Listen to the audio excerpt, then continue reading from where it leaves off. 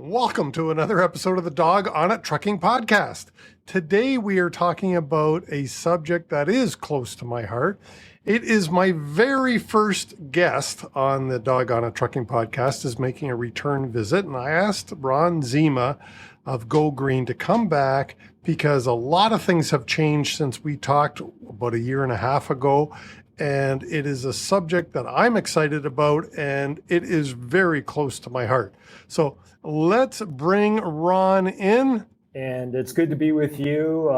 Lots has happened in terms of our knowledge of driver idle since our last conversation. So yeah, I'm really pleased to be here and see. And I'm also really impressed with the output of the Dawg on It podcast, as well as the content and the guests that you've had on, the perspective. So congratulations on a great show. Well, thank you for that. And you were my very first guest, and for good reason, because this is a topic that is close to my heart. And let me just frame it a little bit. We're talking about idle reduction. And right now, as we are making this recording, there's wildfires out in BC that are just beyond belief. Towns are burning down. The environmental impact, a heat wave out there, and I forget how many deaths they've attributed to the heat wave in BC and Alberta because of the extreme heat. And this is all climate change.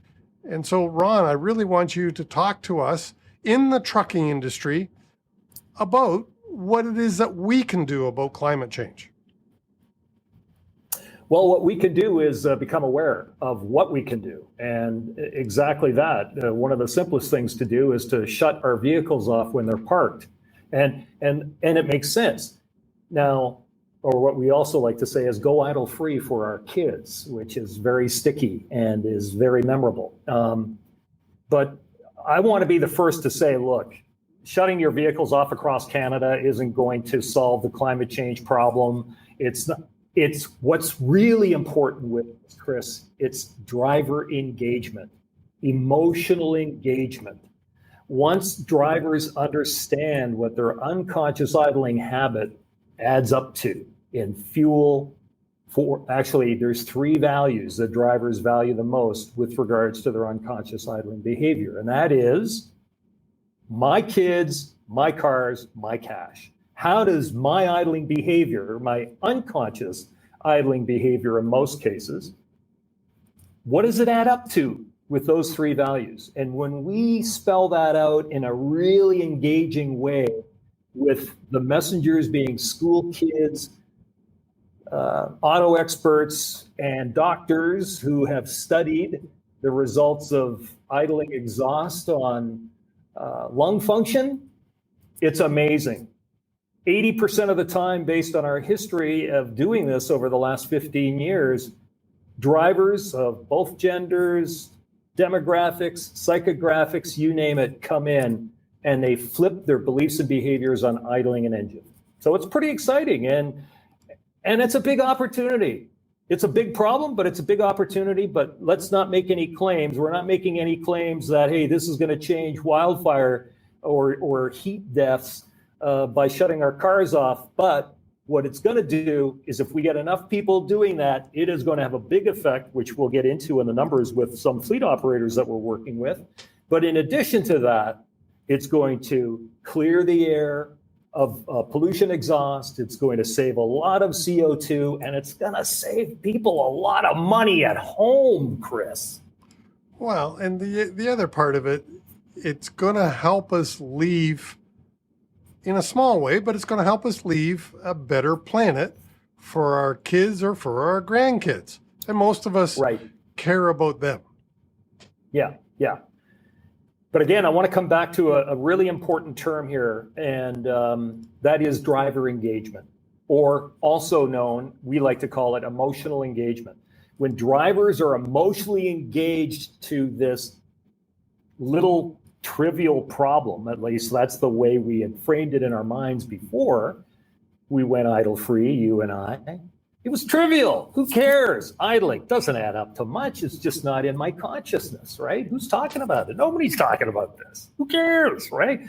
And I used to be the same way. And I know you used to be the same way as well prior to taking our e-learning program. So it's really exciting because drivers, 80% of the time, based on our history, whether it be the leading car executive in Canada who flipped his beliefs and behaviors and went idle-free for our kids in a big way to the extent that he provided an idle-free pace car for us to get our message out there, which, by the way, was a regular, internal combustion engine, but I was turning the vehicle on and off when I was parked, and we had logos on it, and yeah. Well, hey, you can't say all that without giving Al a shout out.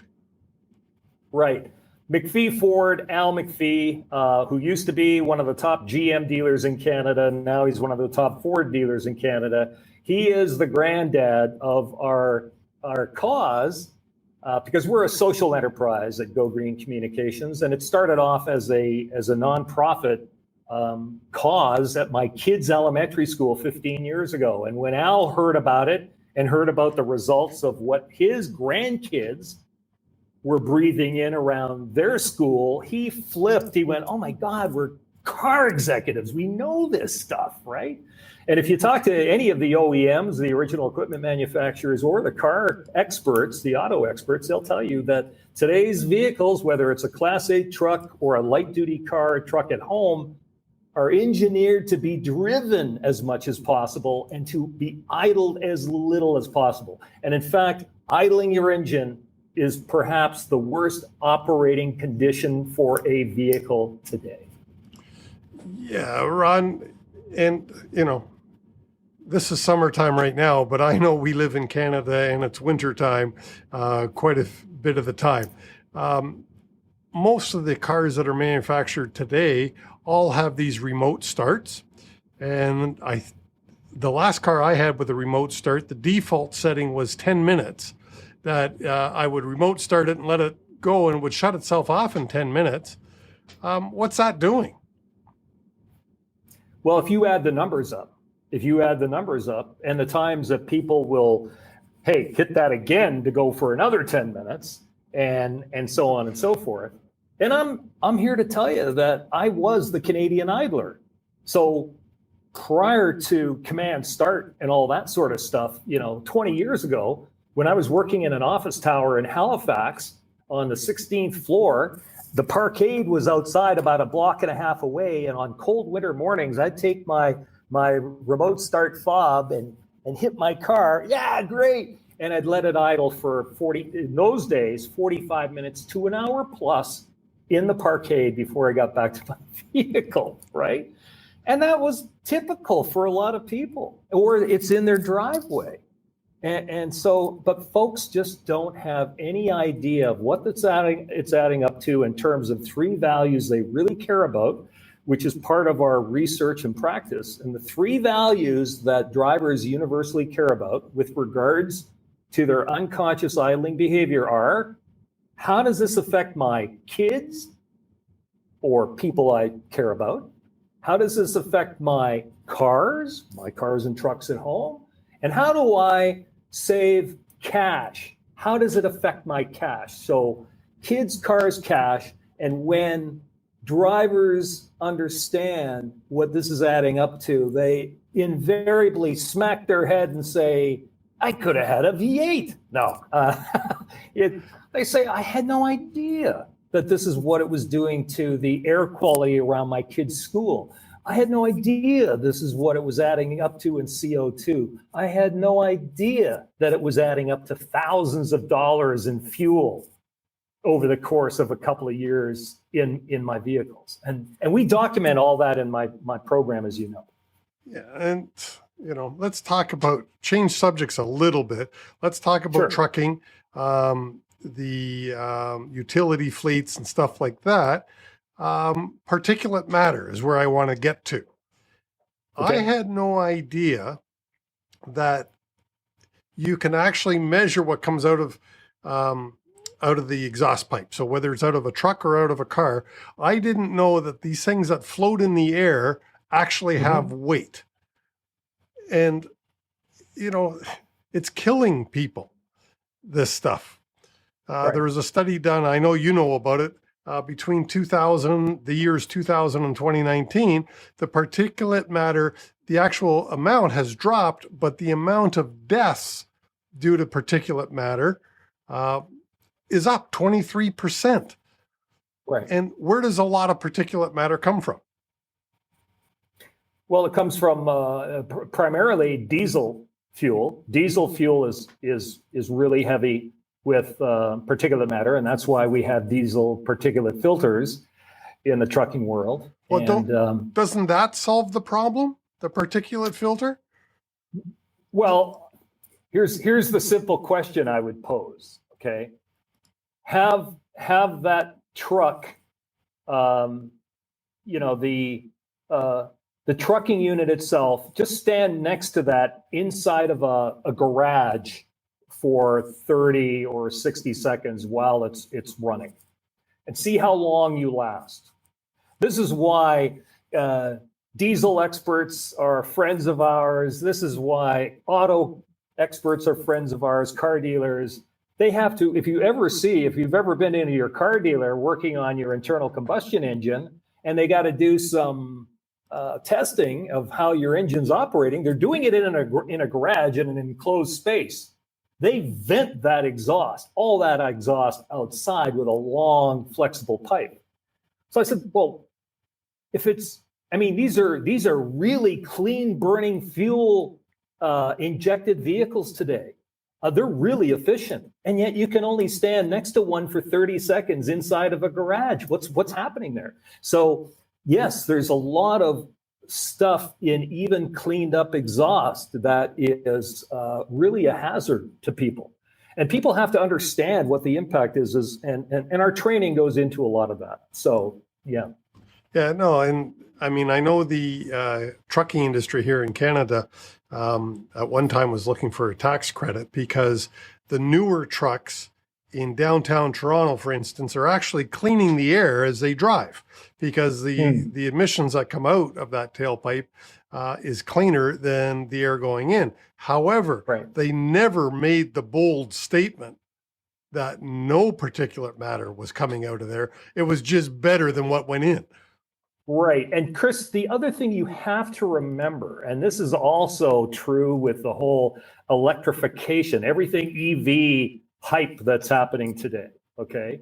And we're not against EVs. We're not against trucks. We're not against cars. In fact, we want to support the whole industry become cleaner, a whole lot more efficient, and it's a huge opportunity in reducing driver idling behavior.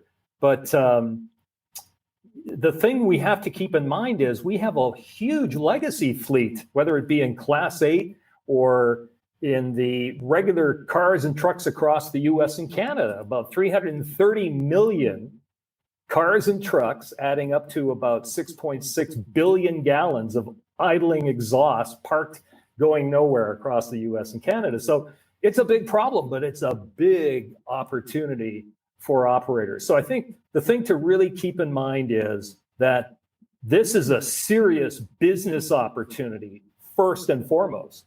And then secondly, right along with that comes the reduction in emissions, in CO2, in NOx, in the particulate matter when you're shutting the vehicle off, and it makes sense when you're parked.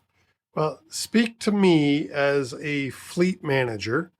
My job is to contribute to the bottom line. Right. And so how can I contribute to the bottom line of my company by listening to you, by taking the training? What's the impact? What's happening? Well, first and foremost, we want to make sure that people understand that we're a driver engagement organization. All of our messaging is as positive and as enlightening as possible. And you've seen that with our program. The first thing that will turn drivers off is how does management feel about this program? The drivers are taking their cue from the executive management of the trucking company. They're taking their cue. How seriously, or are they just trying to do this for the company? And it's when drivers understand how much this means to the company in terms of not just fuel savings, but CO2 savings and cleaning up the particulate matter or what have you by a simple behavior of shutting the key off. It's when they understand that management is taking this as seriously as they should, that's transferable to the driver. And then that's the very first thing. Managers have to be serious about this opportunity because drivers are watching them very carefully. They know this. It's human behavior. And so once they understand that it's a positive message, it's not a wall of shame, it's not shaming drivers for what they're doing what you and I used to do before we became idle free for our kids, which was idle a lot, right? And when they have their beliefs and behaviors upgraded with today's technology, and first and foremost, Chris, this starts at home. When drivers understand how much they're going to save for my kids, my cars, my cash, it's transformational. And then they change their behavior behind their personal wheel, and that's transferable directly to the company because it's not a habit that you use on your personal vehicle and then you don't on your work vehicle. It doesn't work that way. You come in and you change the way your neural pathways are working with regards to a habit. And you can't deny that. You come to your work vehicle, hey, I'm just idle free. I'm idle free in every vehicle that I drive when I'm parked and it makes sense. Well, and that's one of the keys that I want to stress. You always say idle free when it makes sense. Because there are times that it doesn't make sense. That's right. For instance, in the Class 8 trucks that I deal with, if the company hasn't given me a way to stay warm when I'm sleeping at night, and it's in the middle of winter, or to have air conditioning running in the middle of winter and it's 36 degrees out, I guess I've got to run the truck. So part of it is up to the company to take the steps to give me some options. And then I have to embrace those options as well. Right. Exactly. First thing I want to say to your audience is I salute truckers. They have a hugely demanding and important job. In many cases, it's a complex job. Drivers have a lot of technology coming at them now, as does management.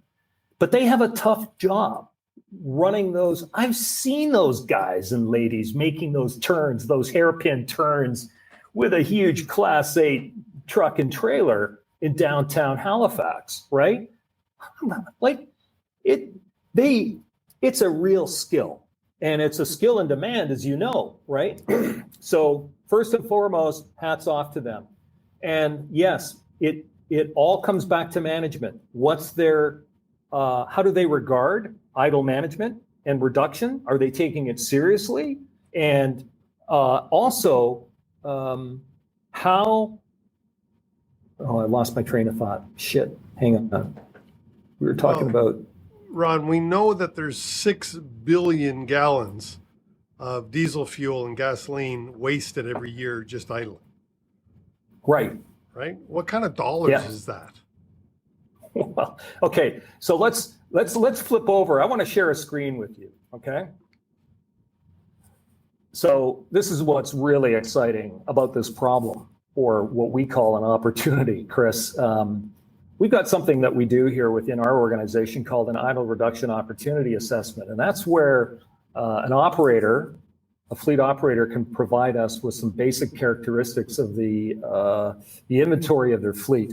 For instance, number of vehicles in a certain class, number of drivers to be trained or coached with our behavior modification program, and also the average fuel burn for group class of vehicles over the course of the year. If we get that basic information, we can sit down with an operator and give them a very good forecast of what they will save over the initial 2 years of our program, net costs of our program.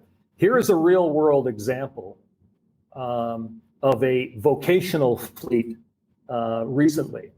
2,480 vehicles, and just with a low reduction, a low success rate of reaching their drivers, which would be about 10% of their controllable idle out of their whole idle pie, which we don't forget, we understand what power takeoff means and everything else, the times that businesses need to idle to run a piece of equipment or what have you, or a reefer truck, for instance. But just on the low end of controlling the driver idling behavior that is controllable, which is, hey, it's a nice day, I'm doing paperwork in my vehicle right now, I'm sitting in a coffee shop. On the low end, over 2 years, $700,000. A medium success rate, say of a 20% reduction in that idle for this particular vehicle, $2.5 million. You can see the high end, 4.3 million. And then if we convert that to CO2 with the Environmental Protection Agency's in the US's idle, or actually it's a emissions calculator, we can see that on the high end, combined gasoline and diesel for this particular fleet operation, they would save 9,301 metric tons of CO2. So that's the type of metric that really gets a lot of people taking serious note of idle. All right, explain to me this metric ton stuff, okay? Because it doesn't weigh anything that comes out of the exhaust pipe. I can't see it, and it's gone. How can you attach a number of weight to it? Well, let me ask you this. Which weighs more, 3,000 pounds of elephant or 3,000 pounds of CO2? Well, I mean, it's the same question as what weighs more, the 3,000 pounds of feathers, or, so. You got it. People can't grasp this. They don't get it. But in my training, we go through that in a very impactful way, as you know. So no, a sphere of CO2 that weighs, and there's an actual dimension to it. I don't have those numbers right off the top of my head right now, but under a certain pressure, it actually is a ball of gas that weighs a ton, a metric ton, versus a metric ton of elephant. It actually weighs something. And in fact, your typical driver driving habits of 20,000 kilometers a year in your personal vehicle puts out about 3 times the weight of that vehicle in CO2. And it's going up into our atmosphere, and it's creating the greenhouse, adding to the greenhouse effect, which we're now seeing in climate change. It's accelerating climate change. So that's basically my answer is with that riddle, what weighs more? You really have to get over that fact that CO2 weighs a lot. Yeah, we just can't see it. And that's the problem. I mean, until I took the training, I never even thought about it. I mean, I was probably like you, a pretty bad idler until, and I didn't mean anything by it. It was just something I'd never consciously thought of, that idling was good, bad. It was just something I did. Chris, this is what the original equipment manufacturers at Cummins, Detroit Diesel, you name it, they know this in spades. Idling is not good for today's technology. It's a terrible waste of fuel. It adds a lot of CO2 and then a lot of toxicity from that exhaust pollution. Don't forget, it's not just CO2. It's also exhaust pollution, which carries some bad stuff in it. And we need to know that so that, oh, geez, I'm going to limit. Right now, I don't have any reason to limit this stuff because I'm not aware of what it all adds up to, what it means for my kids, my cars, my cash. And let's make no mistake about this. Drivers, professional drivers in the trucking world, to a large degree, don't care about the vehicle or the gas bill at work. They really don't care. We've had that in spades back from fleet managers. How are you going to get people to change their behavior? Well, we know it's really exciting because it is possible with driver idle reduction behavior modification. Yeah. Because I don't own that truck. I don't participate in the profit. Most trucking companies don't have profit sharing. As I say, it's not my truck. I'm not paying the fuel bill. Why do I care about how much is coming out of the tailpipe? That's right. But the good news is that there's a big number, especially for those trucking managers who have a rate of controllable idle north of, say, 20%. Here's some stats for you that we picked up along the way from top trucking companies in Canada. And that is that if you are achieving a rate of idle of about 5% of your controllable idle, you are a superstar. You're a rock star. And those trucking companies exist in Canada. They know this. They're on top of it. And they've got good analytics. They've got good fleet data. But for those companies that aren't looking at their idle time data, they're missing an enormous opportunity. So they should be taking a look at that data to understand what the opportunity is, because it's a big one. Well, as we've said, $20 billion goes out the exhaust pipe just in idling every year in North America. So it's a huge problem and a huge contributor to the environmental problem that we have here. And there's a lot that contributes to that problem. Truck idle or car idle is only one of the many contributors to that. But still. However, idling in our personal vehicles and changing that idling behavior is a huge opportunity for driver engagement. Let me explain. And this is all about driver engagement, Chris. If your drivers are engaged, anything is possible, okay?